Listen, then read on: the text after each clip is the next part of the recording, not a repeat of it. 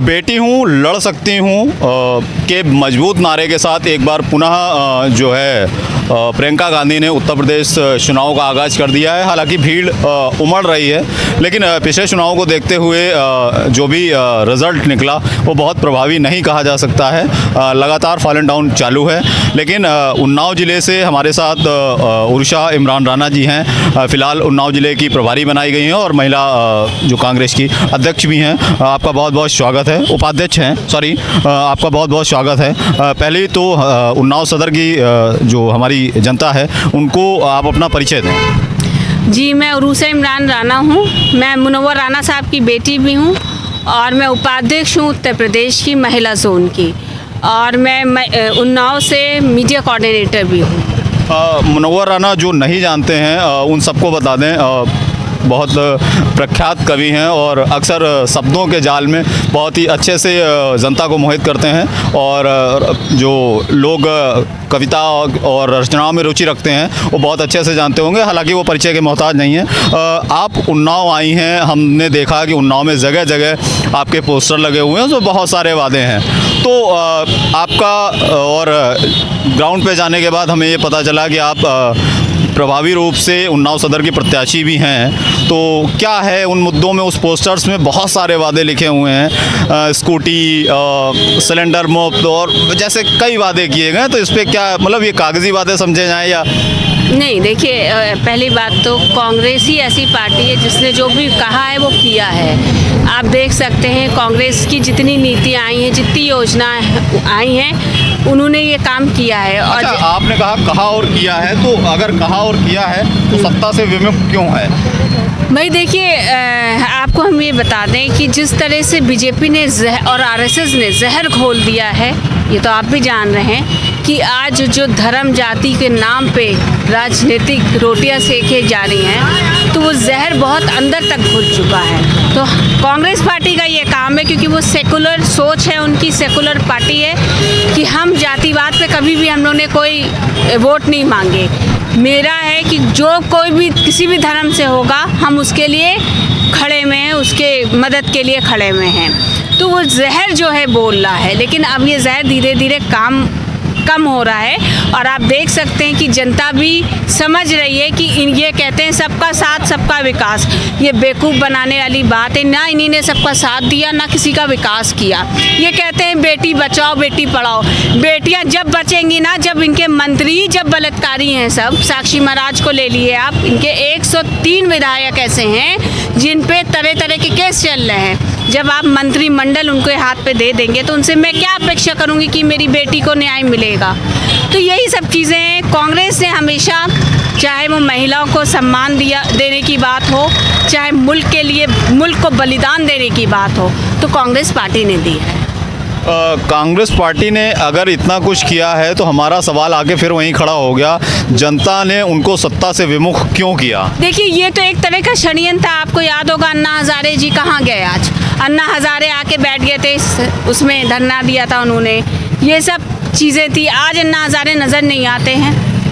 हाँ, कांग्रेस की सरकार थी तो अन्ना हजारे बैठ गए थे। आज बच्चियों का हर महीने के हर सेकंड बलात्कार होता है, किसान मारे जा रहे हैं, बेरोज़गारी बढ़ती जा रही है और दाम बढ़ते जा रहे हैं, महिलाएं परेशान हैं, लोग परेशान हैं, आर्थिक मार आप देख ली हर तरह की। आज कहाँ गए अन्ना हजारे? आज अन्ना हजारे कहीं नज़र नहीं आते हैं। ये वक्त की बात होती है। देखिए, एक चीज़ मतलब स्टेबल हर वक्त नहीं रहती है। ये जनता को, अब ये जनता का निर्णय था, लेकिन आज जनता समझ गई है कि उस सरकार में इस सरकार में क्या फ़र्क है। और वो कांग्रेस ने लोगों के लिए किया है, लोगों के लिए साथ खड़ी हुई है। इनकी सरकार ने तो कुछ भी नहीं किया। आप देख सकते, कोरोना जब फैला, लोग मर रहे थे, गंगा तक में लाशें बह रही थी, उस वक्त क्या हालात थे। मोदी जी अलग बैठे हुए थे, योगी जी अलग बैठे हुए थे, प्रियंका जी ने बसें चलाई जिनको इन्होंने रोक भी दिया था। भाई सरकार का तो अभी उन्होंने विधानसभा में एक एफिडेविट सबमिट किया कि कोरोना काल में ऑक्सीजन की कमी से किसी प्रकार की मौतें क्यों नहीं हुई है, ये तो हाँ, आप तो साफ बोला ना। भाई वो तो झूठे आदमी हैं, झूठी सरकार, मक्कार सरकार, धोखेबाज सरकार है। ये झूठ इतनी बार बोलते हैं, कहते हैं ना झूठ आप इतनी बार बोलोगे तो वो सच दिखने लगेगा। लेकिन जनता बेवकूफ़ नहीं है, जनता समझ रही है और जनता की आंखें खुल गई है। आप 2022 में देखिएगा कि इनको कैसे मार के लोग खुद ही वापस भगाएंगे यहाँ से। अच्छा ठीक है, आप उन्नाव सदर में आई हैं, जो उन्नाव सदर में लगे हुए पोस्टर्स को देख रहे हैं, अगर हम उसकी बात करते हैं तो उसमें बहुत सारे मुद्दे हैं। जरा एक बार जनता को बताएं कि आप उन्नाव उन पोस्टर्स में, हालांकि जनता के सामने हम पोस्टर भी प्रस्तुत कर रहे हैं, स्क्रीन पे आपको दिख रहा होगा, लेकिन फिर भी जो है आप एक बार मुद्दे बताएं कि उन्नाव की जनता के समक्ष आप किन मुद्दों को लेकर आई हैं। देखिए हम तो जनता के लिए खड़े हैं कि उनकी जो भी मदद हो सकेगी हम करेंगे, लेकिन जो हमारा मैनिफेस्टो तैयार हुआ है कांग्रेस पार्टी का, वो ये है कि बच्चियां जो हाई स्कूल 12 में होंगी उनको स्कूटी गाड़ी, मोबाइल फ़ोन देगी और महिलाओं को 40% नौकरियां मिलेंगी, 40% टिकट्स का हिस्सेदारी की बात आई है, महिलाओं को फ्री बस यात्रा मिलेगी। आज हम सिलेंडर लेने जाते हैं तो हम 934 रुपये कितने 1000 के करीब खर्च करते हैं। हमारी सरकार बनेगी जब इंशाल्लाह तो हम निःशुल्क उनको 3 सिलेंडर देंगे महिलाओं को सालाना। आपको याद होगा जब हमारी सरकार थी 2014 में तो उस वक्त 400 कुछ में सिलेंडर मिलता था। उस वक्त स्मृति ईरानी सिलेंडर लेके सड़क पे बैठ गई थी। आज स्मृति ईरानी कहाँ चली गई भाई? आज तो 1000 में है, उनकी सरकार है, कहीं नहीं नज़र आ रही हैं। लेकिन प्रियंका जी को देखिए, हाथरस का कांड होता है तो प्रियंका जी आती हैं, NRC CA का कांड होता है तो वो आती हैं, किसान का मुद्दा होता है तो प्रियंका जी आती हैं। हर लड़ाई में तो प्रियंका जी, राहुल जी, कांग्रेस पार्टी लड़ रही है। ये पब्लिक समझ गई है कि कौन इनका है और कौन इनका नहीं है। चलिए ठीक है, बहुत सारे मुद्दों के बीच आप आई हैं, लेकिन जो भाजपा सरकार कह रही है नौकरियां, तो आप वादा कर रहे हो हम नौकरियां देंगे, नौकरियां तो तब बचेंगी ना जो निजीकरण से निजात मिलेगी। जो इतना जो निजीकरण हो रहा है भारी मात्रा में, उसको आप किस दृष्टि से देखती हैं? वो तो हो ही रहा है, जब भी तो राहुल जी चीख चीख के चिल्ला रहे हैं, बता रहे हैं, लोगों को समझा रहे हैं। अब ये तो लोगों को समझना होगा कि किसके टाइम पे कितना विकास होता है। फिलहाल भाजपा सरकार लगातार आरोप लगाती है कि कांग्रेस सरकार द्वारा जितना भी काम किया गया वो सिर्फ एक विशेष व्यक्ति विशेष और उनके खानदान के लिए इर्द गिर्द ही घूमता रहा है, उसके बाहर इधर हटकर नहीं गया है। नहीं, ये तो गलत है। आप जितनी योजनाएं ले लिए, राजीव गांधी आवास योजना ले लिए, आज आप जितने कॉलेजेस देख रहे हैं, आज आप मोबाइल फ़ोन आप लोग यूज़ कर रहे हैं, वो किसकी देन है? टेलीफोन एक्सचेंज का, वो भी राजीव गांधी जी ने दिया हुआ था। आज आप ये देख लीजिए, जितने मेडिकल कॉलेज हैं, जैसे PGI हो गया, आपका एम्स हो गया, जितने भी बड़े हॉस्पिटल हैं इंडिया के इंस्टीट्यूट, और जितने इंस्टीट्यूट्स हैं एजुकेशन के, सब किसकी देन है? कांग्रेस की देन है। भाई इन्हीं ने बनाया क्या? आज जो वो बेच रहे हैं वो क्या बेच रहे हैं? कांग्रेस का बनाया ही वो तो बेच रहे हैं। इन्हीं ने क्या बनाया? इनसे ये पूछिए। देखिए, चोर की दाढ़ी में तिनका वाला हाल है।